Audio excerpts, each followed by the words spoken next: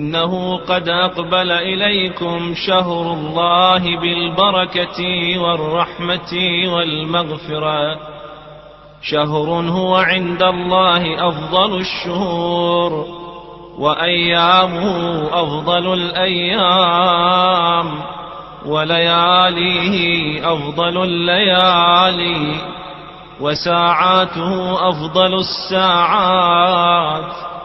هو شهر دعيتم فيه إلى ضيافة الله، وجعلتم فيه من أهل كرامة الله.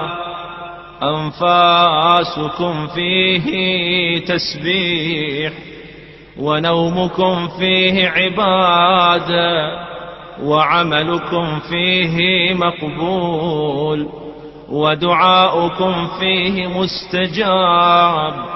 فاسألوا الله ربكم بنيات صادقة وقلوب طاهرة أن يوفقكم لصيامه وتلاوة كتاب، فإن الشقي من حرم غفران الله في هذا الشهر العظيم.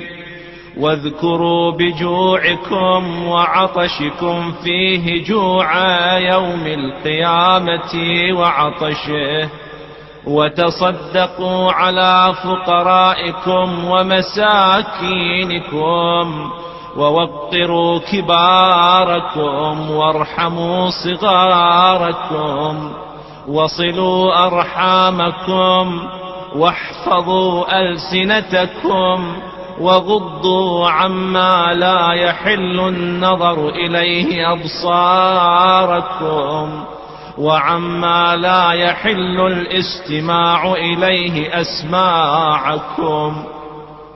وتحننوا على أيتام الناس، يتحنن على أيتامكم، وتوبوا إليه من ذنوبكم، وارفعوا إليه أيديكم بالدعاء في أوقات صلواتكم، فإنها أفضل الساعات.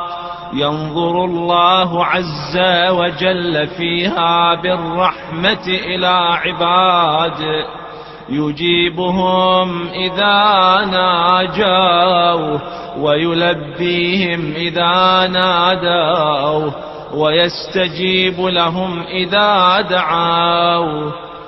أيها الناس